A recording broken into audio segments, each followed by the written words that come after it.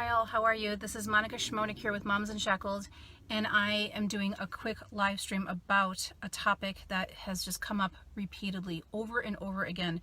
I have so many parents contacting me lately because they are working with an attorney, and when they start to set boundaries with this attorney and say to this attorney, hey, I don't want to fight that way. I don't want to dig through my ex's personal life and try to find dirt on my ex. Instead, I want to use my rights. I want to fight for my parental rights instead of winning my custody case because I have successfully proved that my ex is a bad person. Perhaps you, if you are in this situation, you want to simply use your rights. You've been learning, you've been informing yourself on the benefits of using your rights in court because there's trainings out there like fixedfamilycourts.com. There's my course. A lot of my students graduated from my course a month ago, and they're now empowered and they want to start setting proper boundaries with their attorney. They want to set proper boundaries with their ex, and often setting boundaries with your ex means that you're no longer going to be going to co-parenting therapy with them, and that would require the blessing of your attorney. Oftentimes, if your attorney is telling you to go to co-parenting therapy or submit to that psych eval and you're choosing to set boundaries and saying, no, I'm no longer willing to put myself out there like that and violate my own dignity and my own moral code by giving up my autonomy. I don't want to submit to these studies. I don't want to submit to these evaluations. I don't want to sit through therapy with my ex who's abusing me for an hour. I want to now put my health and my own value system front and center, and that requires setting boundaries with your attorney. That requires putting your foot down to your attorney.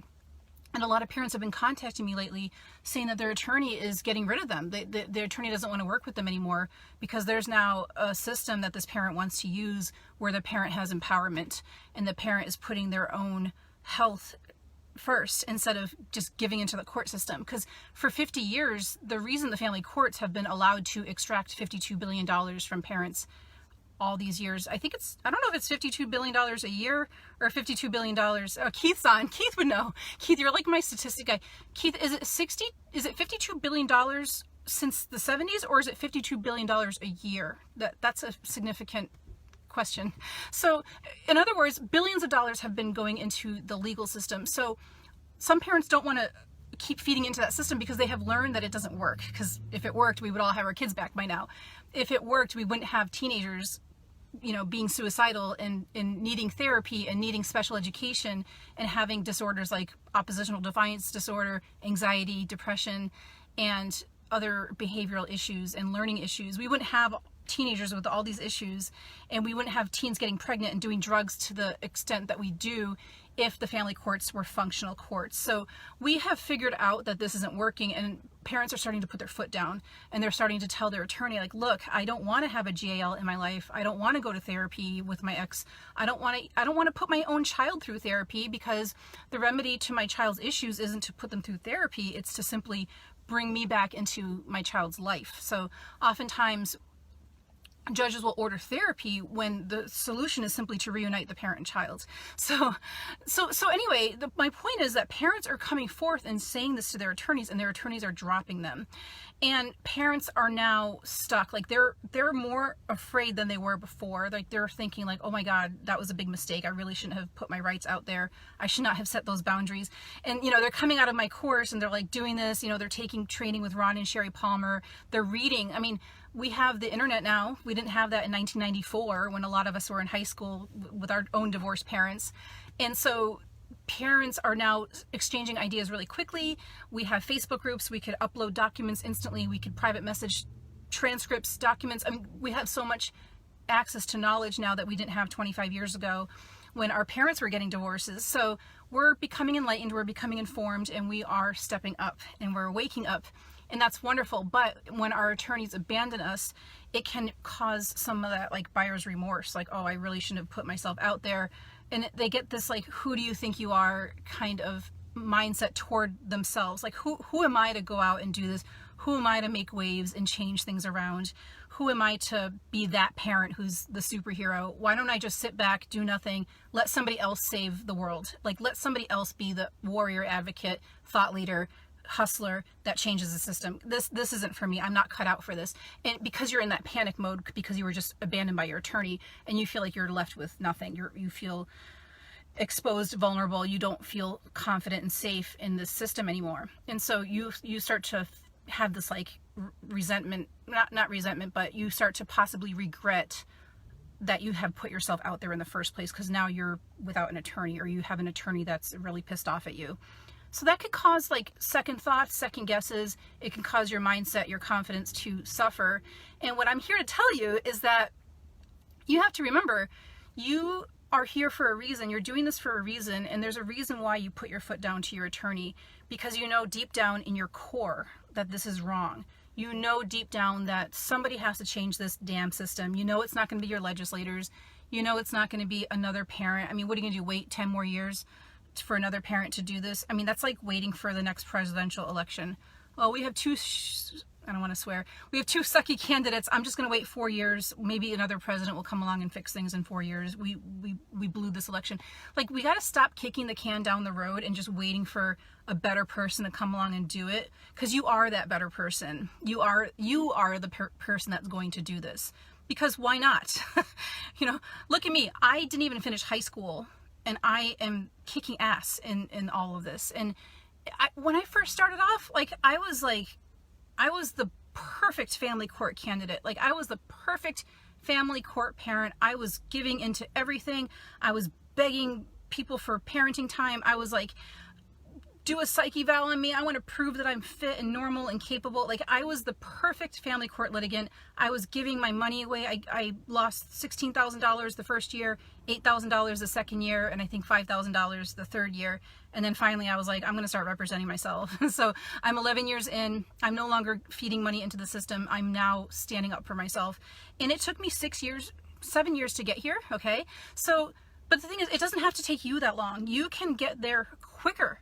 When I first started standing up for myself, I was like one of the few parents doing it. There were no Facebook groups. This was like 2013. You know, there wasn't like social media, and document sharing was just starting to become a thing. That was when Scribd was really big. And like, it was harder for me back then than it is for you right now. This is the time to fix this system, guys. I'm telling you, if you're watching this for a reason. It is now that we're going to be fixing the system, not in 10 years, not in 5 years. Don't wait for your kids to come along and fix the system. Your kids are going to be having kids in 20 years. In 20 years, you're going to be a grandparent, and there's a good chance you're going to be in the same situation as a grandparent. This is the time, and you are that person to do this. And now you're thinking, well, I can't. I don't have a lawyer. Listen, do not underestimate yourself, because your lawyer... And I don't mean to come down on the law industry. There are some really good lawyers out there. There are lawyers that follow me, that watch my stuff. There are lots of really hardworking lawyers. And even if you're a crappy family law attorney, I could appreciate how difficult your job is, even if you suck at, even if you're a crappy human being, even if you're ditching your clients because your clients want to start using their constitutional rights and their rights under informed consent, and they want to start relying on actual case law in their case, because we have so much case law that supports parental rights, and it's not even funny. And so if you're an attorney and you're pushing your clients away because they want to actually use that case law and use the Fourth Amendment and use the First Amendment, and you're like, oh, hell no, I don't want to work with you.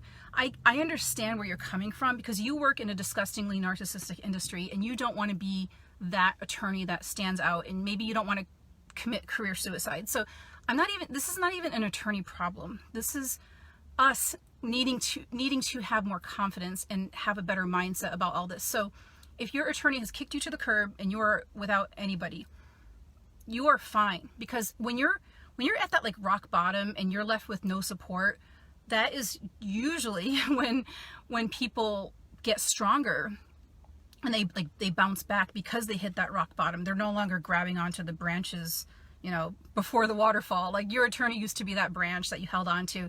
The branch breaks and you're now tumbling down this waterfall. But you can do this because usually, like I said, the best activists in the world hit their enlightenment when they were like sitting in jail, when they lost everything. I don't know of any examples, but I'm pretty sure like Nelson Mandela, and you know, they got their awakening when they were sitting in jail with no support. So it's usually like when you hit that bottom, that's when you're going to start to become really empowered. And so if you need tactile, I don't know if that's the right word, like practical help on dealing with your case, there are so many resources out there. You can go on YouTube. You could probably find some uploaded legal law training channel on YouTube that could help you figure out the laws. There are books to figure out the laws. I just found a book on Audible for $5 all about how the laws work. And there's so much information out there for you to represent yourself. It's not that difficult. What's difficult is suffering in the mindset that you're suffering in. That's difficult. It's difficult to suffer. And it's difficult to feel like you're not good enough. Like, that's more excruciating than sitting down and opening a book and learning stuff that you've never looked at before. So I want you to understand that you have what it takes to do this, even if your attorney kicks you to the curb, and you just have to have the right mindset. So I'm going to be discussing this in much more detail next Monday at, I believe, 7 p.m. I announced it. If you're on my email list, I sent out a broadcast email. I want you to be part of this free training on how to let go of the limiting beliefs that make you think that you're not good enough to represent yourself in family law. You are good enough, you are smart enough, and you can do this, because there's one thing that we have that law attorneys don't have. Family law attorneys do not love our children the way we do.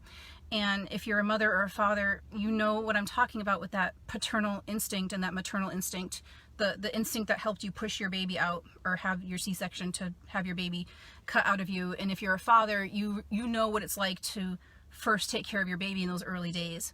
And so that is a lot of equity. That's like emotional and spiritual equity that you have that a lot of that no attorneys will have. It doesn't matter how much law school you go through. Like, law school can't possibly make up for that equity. So you have what it takes. You know what it's like to suffer in this system the way you have. And so you're going to get a lot of energy from that as well. You just have to get out of this victim state where, like, you hate the system and you hate everybody and the life sucks. You know, the person to change the system is you. You watching, not your neighbor, not your friends, not other Facebook people. You, if you're watching this, I'm talking to you. So I want you to come to my training next Monday. I believe it's at 7 p.m., but I'll keep announcing it. So if you want to learn more, if you want to have like a direct invite to this training, I want you to send me a private message, and then I'll make sure you get into the training. All right. So great. I'm so glad you came on. I'm going to get going, and we will talk soon. All right. Bye-bye.